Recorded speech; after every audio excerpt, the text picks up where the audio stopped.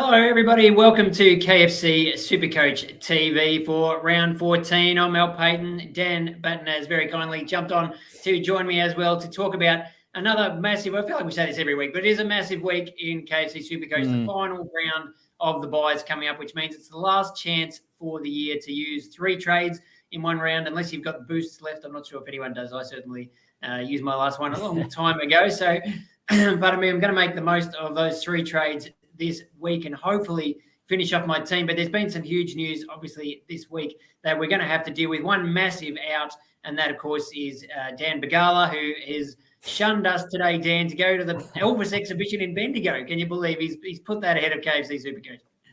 Well, he is a man of style, just like the king himself. So that makes a lot of sense. But I didn't think he ventured out of inner city Melbourne very much. So to go to Bendigo, it might be a bit outside his comfort zone. But yeah, good to be here. And obviously, we've had some big news in the last couple of days. Some rookies that provided a bit of a lifeline for KFC SuperCoaches, especially those who might have a Max Gawn to replace. There seems to be a fair bit of coin around. Yeah, absolutely. So I forgot you don't actually have Max Gawn. You've dodged this bullet expertly. So you're not worried about this at all. But I'm certainly one of the people who will have to figure out what to do with Big Max. So, but we'll first off get to some of that rookie news because we've had some more breaking news just in the last hour or so about some new debutants that might be able to help us out this weekend. Yeah, hot off the presses. Ken has delivered for us again. Obviously, he does generally just reveal the news before the teams. And he's said that Bryn Teakle, who many have already traded into their sides as that cheap ruck forward, will be debuting. He's a 22-year-old hailing from the Waffle. He spent some time with the Bombers reserve side a couple of years ago. Actually, there's photos of him rucking in a JLT Community Series game against Nick Natanui. So he's obviously matched with senior bodies in the Waffle, also in the VFL as well. And then recently his first game in the Sample kicked 3 goals last week for the Powers Sample side. So some encouraging signs. He looks a bit more versatile than a Sam Hayes type, so they're probably going to go with Teakle, I'd say, as a number 1 ruck, and then with Jeremy Finlayson and Charlie Dixon as support. So obviously with the Swans, I think running with Peter Luddams and Tom Hook-Hickey. But we've also got Sam Durden, who's another mid-season draftee who will be making his debut. Obviously, Caleb Marchbank with that another unfortunate injury setback for him, 6 to 8 weeks on the sideline. So Durden should get a good run out in that blue side. Not so sure about his scoring potential rather, but I guess that will remain to be seen. And Massimo D'Ambrosio, another mid-season draftee, I think would be in the mix for the Bombers at 32 touches and 110 odd KFC SuperCoach points in the VFL. He also he sat out 2 games with injury actually sustained just on the eve of the mid-season draft. So a few options there. 2 of them 102k, Sam Durden at 123k. So if you're looking for downgrades, there's plenty of options. Yeah, which is good. And of course, we've got Judson Clark as probably the best pick of the rookies that we have already seen. He just played the 1 game last week, scored 60-odd points, kicked a couple of goals, looked pretty sharp for the Tigers. We'll see him. Well, he was named. I think I saw he's named on the field in the starting 18 for the game against Carlton tonight. So that's a good sign. So you could bring him in. But yeah, so you've got him in the forward line. You've got Durden and D'Ambrosio if he plays in defence. Probably you'd think Massimo would be the better scorer of those 2 if he gets it. And he's cheaper too, which is nice. And then Teakle is a ruck forward, 102k, which is really handy. Sam Hayes to him just seems the obvious move if you've still got Sam Hayes. Doesn't sound like he's going to be coming back for a while. Yeah, definitely. And even I've got a guy like Hugh Dixon who I was keeping sort of as that ruck forward swing with Darcy Cameron in the forward line. So I'll probably be trading Hugh Dixon to him or potentially one of my forwards, just depending how many I can get on field this week. I said on the podcast that I was looking unlikely to get 18. I may just sneak 18, even 19 if Morris Rioli is named as emergency and somehow gets on and kicks a couple of goals, but won't be holding my breath. He could be a sub. You never know. Yeah. So he's named emergency, but he's probably we've seen him score 7 in a full game, so I'm not sure how he would go as a sub. So if he is named, but Yeah, I think Massimo, that we see Jake Brady there. Massimo will win up best and fairest this year. He's in this week, I hear. I mean, there's been big raps on him. His VFL games where he has played, he's scored over 70 in all 3 of those. And it's just a really efficient kicker out of defense, doesn't waste his disposals. And he is a smaller defender. There's been sort of comparisons to Caleb Daniel because he was overlooked, I guess, a bit to do with his size, a bit to do with the lack of opportunity at under 18 level with the COVID-affected years. But he was one I rated personally in the mid-season draft as one of the top prospects, probably just behind Jai Cully. So I think that he is he's one I'd be confident in bringing in this week, especially if you need that extra scorer on field, because he could net you an extra 60, 70 points, which is pretty crucial during the bye rounds. Yeah, I suppose we throw out the normal rules about waiting till rookies are on the bubble. Yeah. The buys, but you don't. For my case, I've got Buku Karmas and Jacob Ware on my defensive bench, so I don't really need another cheap defender. I'm not really ready to trade either of those guys out, but maybe in a couple of weeks, if Massimo plays a couple of good games and then Buku's dropped or he's made another 50k or something, I could look to trade him. So I think that's definitely one that we'll be watching tonight. And then someone else did make the point, Anthony Nicol. Yes, Port Adelaide, as you say, Ken has basically told us what their changes will be. There's about 4 of them, and one is that Travis Boak is out in COVID protocols. So if you've got him, that's not great news. Kane, we spoke to on the podcast, ranked 14th overall in the KFC SuperCoach, brought in Boak last week. So that's not great for him, but he does have about 24 other premiums, I think, in his team. So he should be able to cover for him. Should be able to replace him. Yeah, exactly. Now, the other big question that I was really sweating on in the teams, maybe the Teakle news eases the strain a little bit, because if he plays, I should be able to get 2 rucks on field regardless. But surely Braden Bruce is going to play this weekend. We saw the Giants earlier today put out a tweet saying, "Happy birthday, Braden." Be pretty rough to do that and then not actually pick him, wouldn't it? But if so that's for people like me who've got him. I mean, could you even consider bringing him in? Sam here is suggesting he could be a trade-in for Gawn, and I think our great friend Tim Mitchell is looking at doing this exact move. Having worked in club social media in the past, the birthday message, I think, just goes out for every player. So, but yeah, it would be a little bit stiff, I think, for him not to be named in that Giant side. We saw Flynn was probably one of the worst Giants on the ground against North. Goldie and Cherry both performed pretty decent against him. So, and he kicked 2 goals and didn't have a heap of hit-outs, but I think he probably did enough to assure the Giants selection committee to put him in the mix. I still would be cautious trading him out, because trading him back in for many people, because even though he has a low break even and he has scored tons in every game, we know what he can dish up. We know that he's just unpredictable in that he can get suspended 1 week, injured. Like you wouldn't back him to play every single game from here until out, and especially with look at someone who most people have around 12 or 9 to 12 trades before trades this week. I reckon it's a risk bringing him in this week. I don't think the scoring potential is good for his price, but ultimately you could end up being stranded with him being dropped, or if Flynn gets some good form and Bruce plays 1 bad game, then he could be straight out, or potentially they roll with 2 rucks and he's slightly affected in that sense. So yeah, I don't think it's worth. I think it's probably worth paying up if you can, especially with these rookies that have come up, and the fact that many can use 3 or 4 trades this week. That you're better off looking at an English or a Jared Witts, or probably not Sean Darcy at this stage. I could say beware for him, speaking from experience. But yeah, certainly those other 2, English and Witts, look like standout candidates to replace him. Yeah, well, that's probably the big question for a lot of people. I think looking at the stats earlier today, the 2 most traded in players this week are Witts and English, and it's pretty even between the 2 of them. I think Witts might just have his nose ahead, which maybe that's because more people have English already. But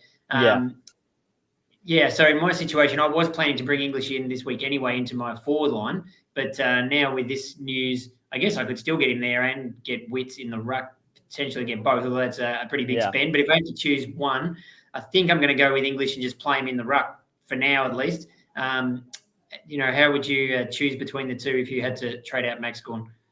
Yeah, I'm in the same boat. Even though I don't have Gawn, I was looking to complete my team with the final, I guess, ruckman this week, and tossing up between English and Wits. And I was having a look through their fixture, and I reckon that Wits probably has more easier games than English, but in the short term, English has a few pretty favourable matchups coming up. Just having a look at the Bulldogs draw. So GWS this week, which is, I'd say like about a 50-50. Then you've got Hawthorn, who have been decimated in the rucks. Brisbane, who, Big O's given up some big points and isn't that mobile around the ground. And English scored about 150 last time he played the Swans. So that's 3 favourable matchups in the next month. So I'm thinking I'm probably just going to get English now and then see what the lay of the land is later. If, I've got Darcy Cameron in my forward line, I could potentially a bit later on when Grundy comes back, swing him back into the rucks put English into my forward line and then get, the best bet of Wits, Max Gawn, to complete my team, I guess. So, I think that if you've got a bit of flexibility going, then English is your guy. And in the short term, he's probably the best option because Wits has benefited a lot from fixtures, but he's also going to benefit from some fixtures in the short term as well. He's got in the next month, he has a Grundy-less Collingwood and also a Lysette-less Port Adelaide. So there's a couple of favourable ones, but you'd say his ceiling isn't as high because he doesn't win as much of the footy, relies more on his advantage. So I think it's English just for me. Yeah, I think I agree with that. Question here about Luke Jackson. I mean, presumably he's going to have to step up and play a lot more. I mean, did Melbourne have any other rucks, or is it just Jackson who's going to have to take all the centre bounces now? Sam Weber, number one ruck I'm hearing. I think it's probably going to be Jackson as that number one ruck. I don't really have anyone in reserve really to support. But yeah, you look at his scoring. He hasn't scored. Had one score of 99. That's his highest score since round 4. So obviously that's because he hasn't rucked as much, and he did okay, 84 points against Collingwood. But unless you've got a lot of trades left, I probably wouldn't bother bringing him in now. It's not like a Darcy Cameron where at 360k he was, given the ruck reins and had a good 10 weeks. With Gawn, it's probably going to be 3 or 5 weeks, or the club said 3 or 5 weeks, and one of those is the buy. So I'm not sure it's really worthwhile. It's probably like a little bit of a risk, and it's not that much reward, I don't think. You're on mute, Al. Sorry about that. His break even is only 80, even though he's 381k, his break even's 84. So it's not like he's going to make a stack of money like a Harry Himmelberg or someone like that. You could jump on this week, and if he scores a couple of 70s, he could make you 150 grand in 2 weeks or something. So, I think I agree. It's pretty much down to Wits or English in the ruck there, especially with Darcy not playing this week anyway. I mean, I suppose Gawn is. He wasn't factored into my round 14 plans because he was going to have the bye. So you could, if you had something else lined up, you could go ahead and do it and then look at, the Gawn trade potentially next week. But I mean, really, it's an opportunity for everybody, as you sort of pointed out, to, you can get an extra premium this week that you weren't banking on. If you thought you might only have 14 or 15 and a couple of rookies available, all of a sudden you can have an extra player in a bye round, which is pretty huge. Corey, one of our long-time viewers, is thinking Gawn to Witt and then trading Rioli to Ben Keys, another Tim Mitchell favourite, and McComb from the Bulldogs to Judson Clark, so to free up a bit of cash there. That all looks pretty good. I mean, Keys, Rory Laird's my number one man this week that I'm going to try and get. I think the number one target in the midfield, although if you don't have Tuke Miller, it's pretty hard to split those two guys coming off the bye. But Adelaide's draw is just absolutely unbelievable. And the run home, I think they played North Melbourne twice as well as the Eagles between now and round 23. So Ben Keys has been flying under the radar a bit. He put up some big scores early in the year. Lately, he's been more of your 105, 110 sort of man. But I think he's only 550k. So is he a bit of a bargain potentially? A pod he'd have to be. Yeah, he's certainly a pod. I think just having a look, 7% of teams, but he's just been so steady across the whole year. And it is a good draw they've got coming up. But even against the good sides, he's been managing to hit tons. A low score of 96 for the entire year, and that's the only time he's dropped under 100 points. So if you're after a guy just for a bankable ton, I think that Ben Keys is a great option. And a lot of people have traded in the likes of maybe a Zach Merritt for a bit cheaper, 520K last week, and other options, or Christian Petrarca when he was a little bit cheaper as well, now at 480K. But for 550, you're not going to get much better value than that if you just want a consistent ton every week. Don't mind that. Now, Scotty is saying that he's already got 3 rucks in Gawn, English, Cameron, brings in Teakle. I'm not sure how, but I mean, I suppose the thing to remember there is Teakle's a ruck forward, so you could even put him on your forward bench if you needed to, and then sort of swing him around with those 2 guys, English and Cameron. Heaps of flexibility there. Now, Luke, question here has just come in from Luke. This is a good question because I'm wrestling with this as well. Is Stuart worth bringing in, or wait 2 weeks for a 50K price drop? So obviously he had that concussion against the Dogs when he was looking really good early on. He'd only played about a quarter, scored about 45 points, and then he was out against the Dogs. But the Cats had the bye and he's back this week. Well, we'll wait and see the teams, but assume he will be. He's just over 600K. His break-even's about 150. And then, in theory, you wait a couple of weeks, he could drop all the way back to, around that 550K mark. But do you jump now, given that Geelong has the Eagles this weekend? And we know how good Tom Stewart's been. If you've got the cash, just spend it and get the points. That's kind of what I'm leaning to, I think. Yeah, I think that's a good way to go. I'm probably going to have to wait for him because I'm looking at a ruck this week and still got Alex Witherden in my defence. So I'm hoping that Witherden doesn't drop as fast as Stewart does. But yeah, even in the next West Coast this week, then they have Richmond next week, and we know that Richmond do give up points to defenders, in particular. I think Stewart's had some days out Supercoach wise against the Tigers across the last few years, and then he has North Melbourne the week after that. So who knows how much he's going to drop anyway. I'm sort of hoping projected scores, he's going to get to 558 according to Supercoach Plus, but I'm not sure he will drop even that much. So yeah, I'd certainly, if it doesn't affect any other trades, I'd certainly be looking at him. So you said that Stuart will be one of your trade-ins. I mean, does it impact any other trades that you're making, any other upgrades, or is it you're still enable you to get, say, a Laird, a Stuart, and whoever you want? Yeah, pretty much does, because I was in a pretty lucky position that I stashed away 150K last week because I had a plan I thought I'd need to sideways a premium this week to get 18 on field, and I'd penciled in Christian Petrarca for that, and I knew he was going to drop a bunch of money, so I thought I've got to have some money in reserve to try and get him to a Laird or one of these top-line primos. So it looks like I'm probably going to have to keep Petrarca, which, that's not the end of the world. I'm sure he'll bounce back. And then I can use that money to get Dane Zorko, who is out. Well, someone told me that he might actually play this week, but he's gone. Well, he won't play this week because I've got the bye, but maybe after the bye he might be back. That hamstring might not be as bad as I thought, but it doesn't matter. I'm scratching him anyway. If I can get him to Tom Stewart this week, then, I think that's a pretty big win. I mean, the other options down there, you've got Jack Sinclair's going really well. Jordan Dawson, I think, is a pretty good shout as well, given the Crows draw that we talked about. Could score pretty well on the run home. And Sam Docherty's just absolutely flying, and he's a bit cheaper. So if you don't quite have the money to get, a Stewart, I think Docherty's 50-60 grand cheaper than that. And you can't go much wrong with him either. I did just see our friend Scotty clarified that he's used Teakle to so he's traded in Gawn to Teakle. That's a pretty big move, but I suppose that leaves him with English and Cameron in the ruck, and then he gets Tuke Miller in the middle. So can't be unhappy about that. Now, this one from Lockie is definitely aimed at you, Dan. Alex Witherden, what do we do with him? I think you just got to trade around. I mean, he seems to score well every time he plays at Optus Stadium. He tends to go 90 to 100 at Optus, and then when he plays anywhere else, it's 60 points. So I think it does suit the chip mark sort of game that he plays, the very uncontested, floating in another universe sort of style he plays. But yeah, with a couple of games at Optus, I'm probably going to hold for now. He's probably the next one I want to trade. So I think I'll get to hopefully full premium.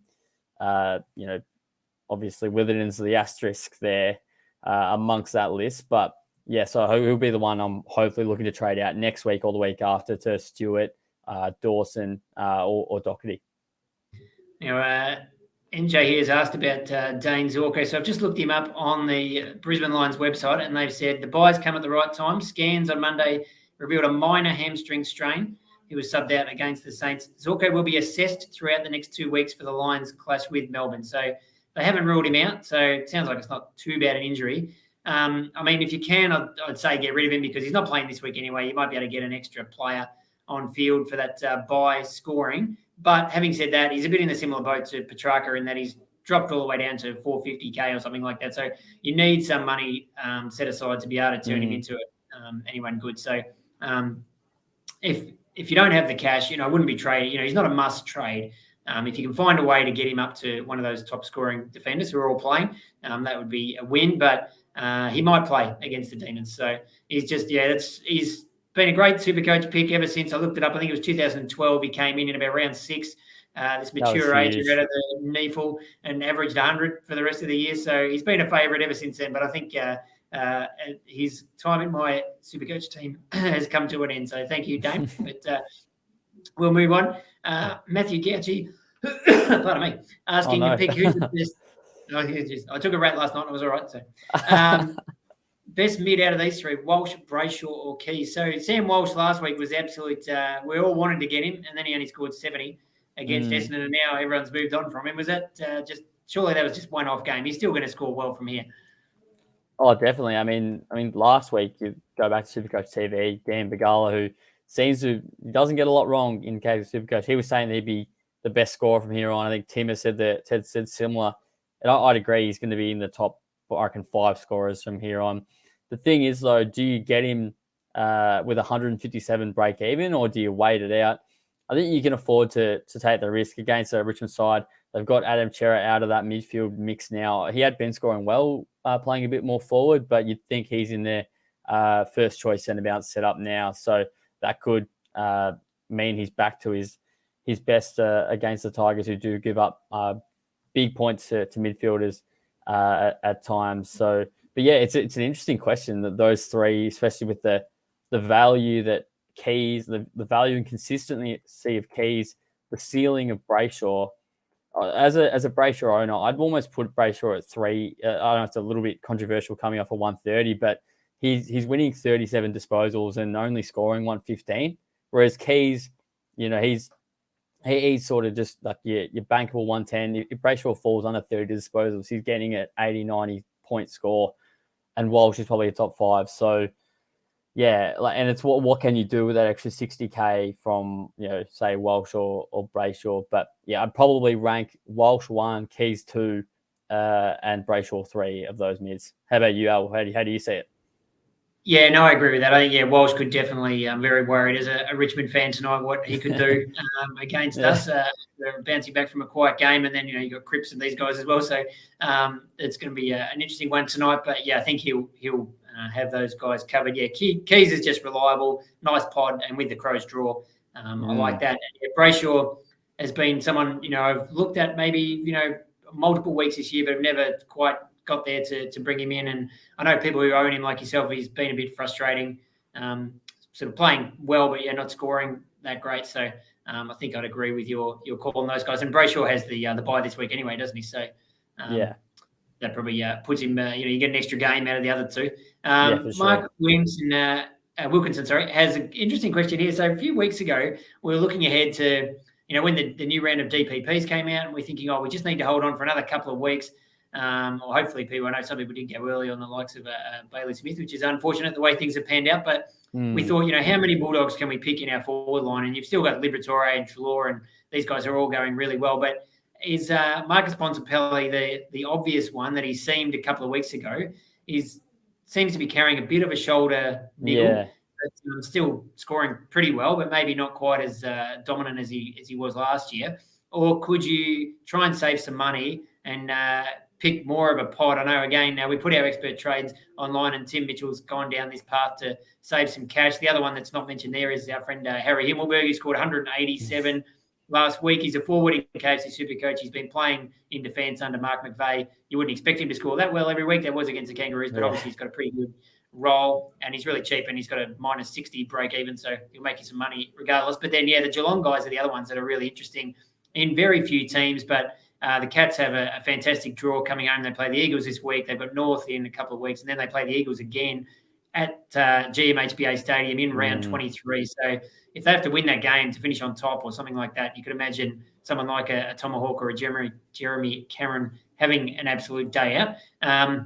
What do you think of the idea of just trying to be trying something different maybe at F6? I think if you haven't got enough cash and you want to get to full premium as quick as possible, it's definitely an option. But if you do have the money and the trades, I reckon it's almost a bit too early to be pulling the break glass in case of emergency trigger. We've done this before. I've traded in Toby Green about 5-6 weeks out from the end of the year, looking at a perfect draw, and he will get suspended or to score club out of 40. And then Cameron and Hawkins, even though Hawkins has been a bit more consistent, but a guy like Jeremy Cameron, it's not always guaranteed that he's going to absolutely dominate. It's not absolutely guaranteed that, because Hawkins and Cameron obviously splitting the goals between them, that they're going to score 150. But obviously in that final round, I think that it's probably a better play, to sideways someone who's potentially out or has been scoring so well, getting in Cameron against the Eagles when they need a percentage boost. I think it's better when it's a short-term play rather than, we've still got how many rounds left? 9, 10 rounds left. Yeah, wow. So we're only just over the halfway mark. Yeah. And Mitch Duncan's one that I thought he was going to be a top 2 or 3 scorer easily this year. And he's been really underwhelming. So I wouldn't trust what he's doing unless there is maybe 2 or 3 weeks of solid form. He did a ton last week, I think, but you'd want to see a little bit more from him.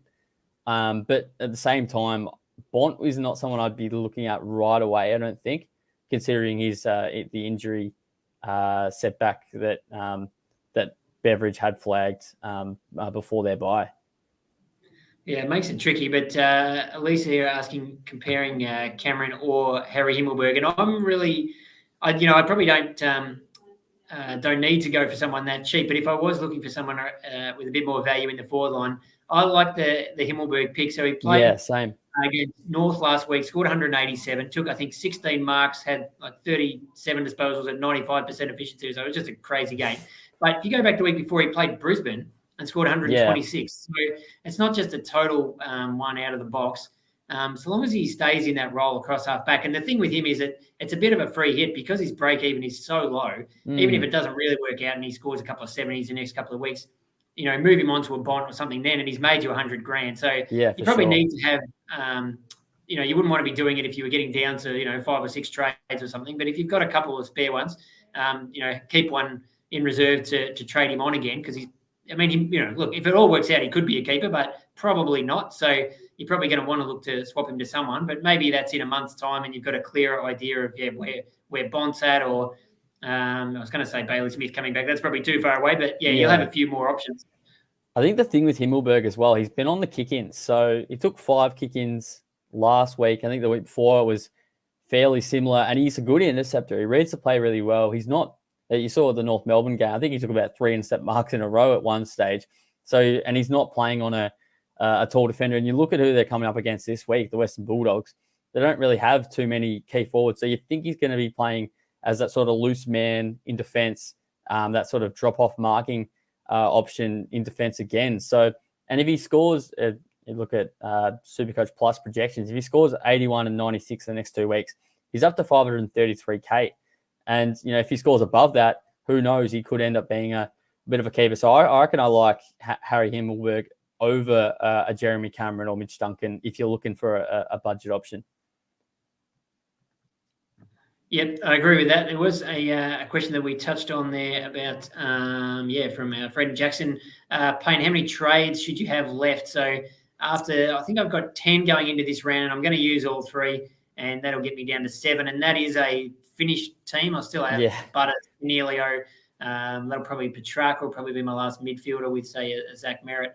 And this is all assuming Braden Bruce plays. If he's not picked, then the whole thing goes out. I think 7 is okay, but I probably wouldn't want to be going much under that. Where are you at? Yeah, I'm in a similar spot. So once I use 3 trades this week, I'll have 7 left, but I'll also still have Witherden and also have Darcy Cameron. So, ideally, with those trades, it's probably going to take at least 3 or 4 to sort of fix those moves, and then you got 3 for injury. So I can't afford to get a Harry Himmelberg at this stage. But yeah, I'd say more trades than what we have. That's probably the ideal number to have at full premium. But obviously there has been injuries.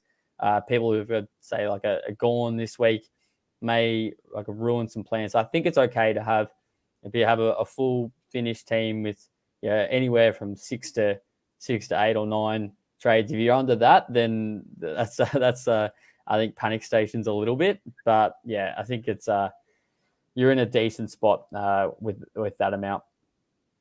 Now, I've got a question here from Clinton Young. Now, we joke a bit. We get a Michael Voss on here and Jackson Payne, but I reckon there's a chance this actually is Clinton Young.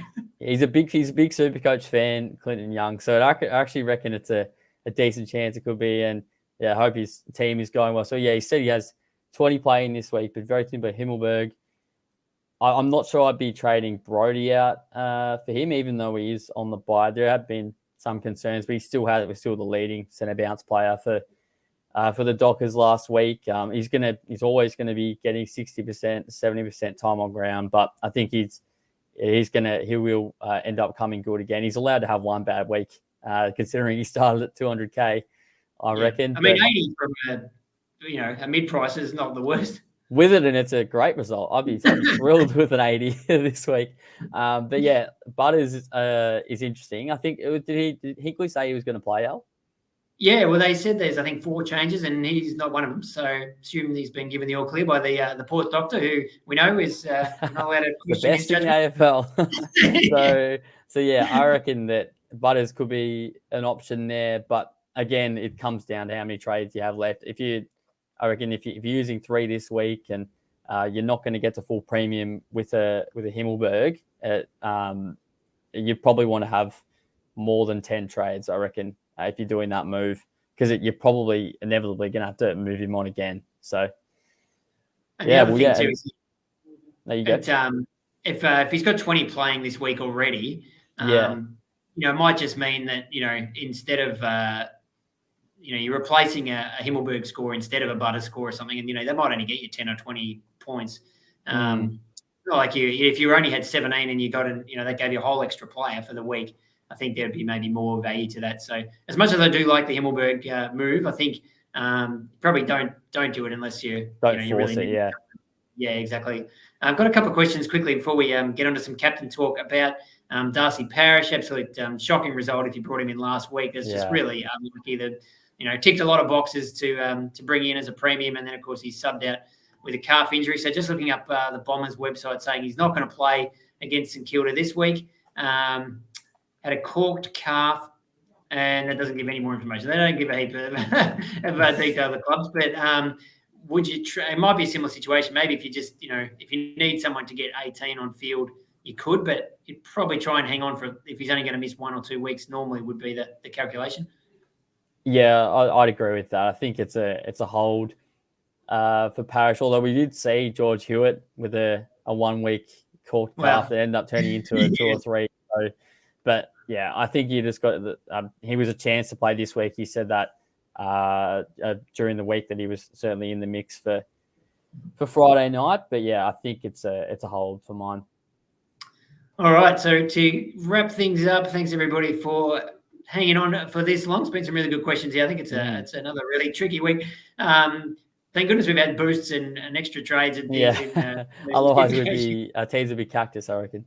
Yeah, exactly. And, we thought COVID was going to be, we had all these emergency plans worked out. And that hasn't really been a massive thing, although if you've got Travis Boak this week, you might disagree. But who are we looking for captains? Would you potentially put the C or the VC, I would say, on, say, a Cripps or a Walsh or a Hewitt even against the Tigers tonight?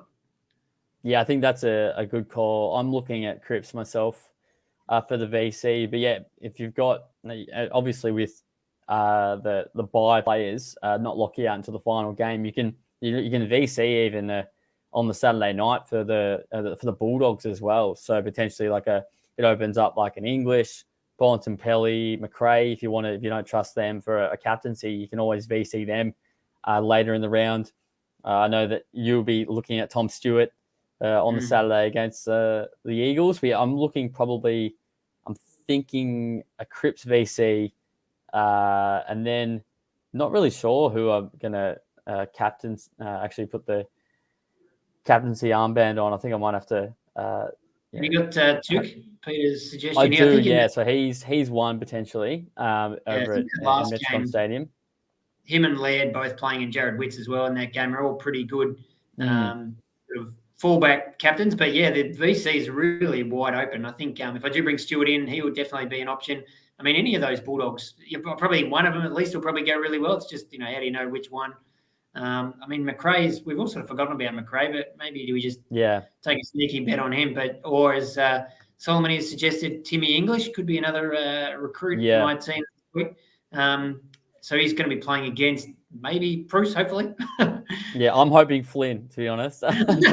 just more for the matchup, not so much to for your team. But yeah, it's it'd be a much more favourable matchup up against Flynn, I reckon. I'd definitely be looking to VC him if that was the case. But yeah, I think Cripps is pretty safe, and I think this is the sort of week where you don't want to gamble too much. I mean, a lot of people ignored the Neil 123 last week and put it on Gawn and others.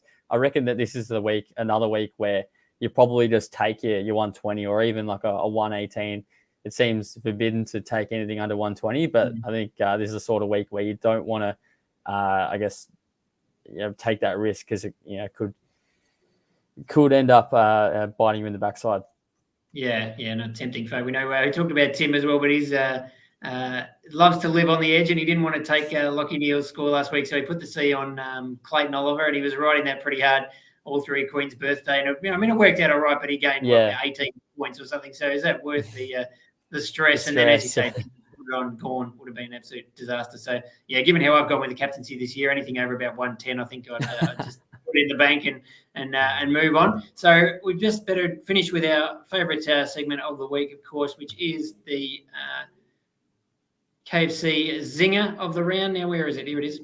Let me get this sorted. Here we go.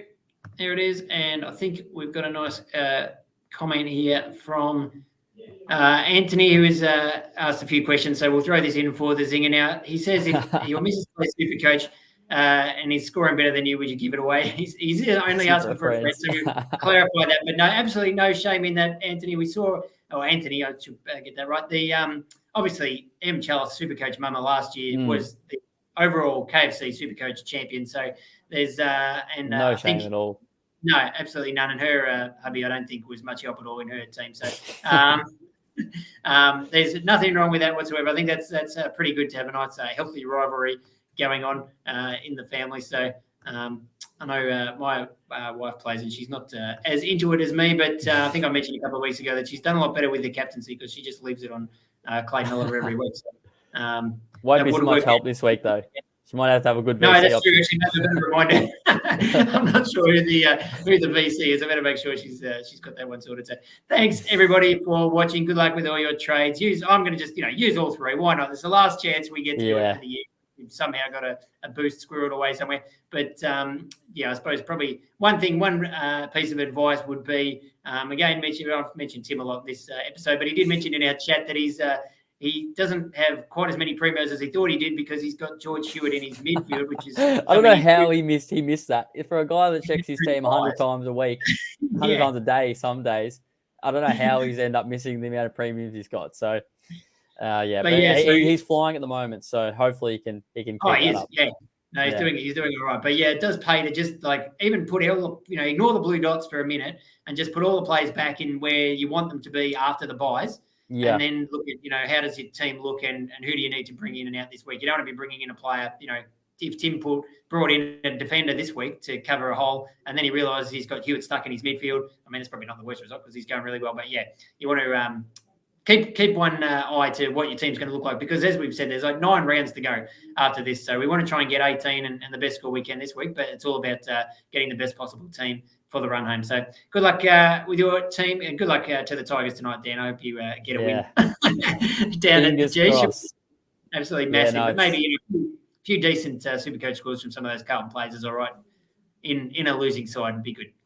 Yeah, I'll be barracking for Cripps, I reckon. Just happy for him to get the clearance and then we get the intercept and just drive it back down to Tom Lynch versus Sam Durden. So yeah, so hopefully that sort of plays out. Yeah, that sounds good to me. All right. Thanks, Dan. Thanks, everybody, for watching. We'll catch you again soon.